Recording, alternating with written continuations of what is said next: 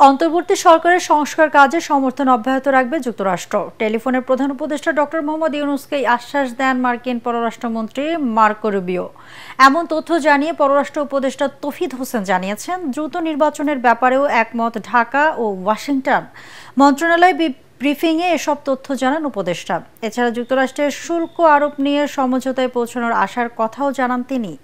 উপদেষ্টা জানিয়েছেন, ৩ বছরের জন্য জাতিসংঘ মানবাধিকার অফিস স্থাপনের বিষয়টি নিয়ে আলোচনা চলছে। দুপক্ষ একমত হলে চূড়ান্ত চুক্তি করা হবে, তবে পরবর্তী সরকার চাইলে এটির মেয়াদ বাড়াতে পারবে বলেও জানান তিনি। এছাড়াও অভিন্ন নদীর পানি বণ্টন নিয়ে ভারতের সঙ্গে টালবাহানার কিছু নেই উল্লেখ করে পররাষ্ট্র উপদেষ্টা জানান, দ্বিপাক্ষিক আলোচনার মাধ্যমেই এর সমাধানের চেষ্টা করছে বাংলাদেশ। সংস্কার কার্যক্রম চলছে, ব্যাপারে তাদের সমর্থনের কথা ব্যক্ত করেছে। তখন তাদেরকে জানানো হয়েছে যে আসলে যথাশীঘ্র সম্ভব নির্বাচন করা হবে। আমরা চেষ্টা করছি, কাজে এখানে টালবাহানার কোনো ব্যাপার নেই। ব্যাপারটা হলো দ্বিপাক্ষিকভাবে এটাকে সমাধানের চেষ্টা করতে হবে। আমরা চেষ্টা করে যাব, কতটুকু সাফল্য অর্জন করবো সেটা আমরা জানি না। আজকে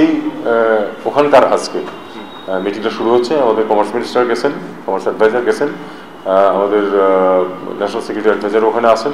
কাজে আমরা আশা করবো যে একটি সমাধানে আমরা দুই পক্ষে পৌঁছতে পারবো।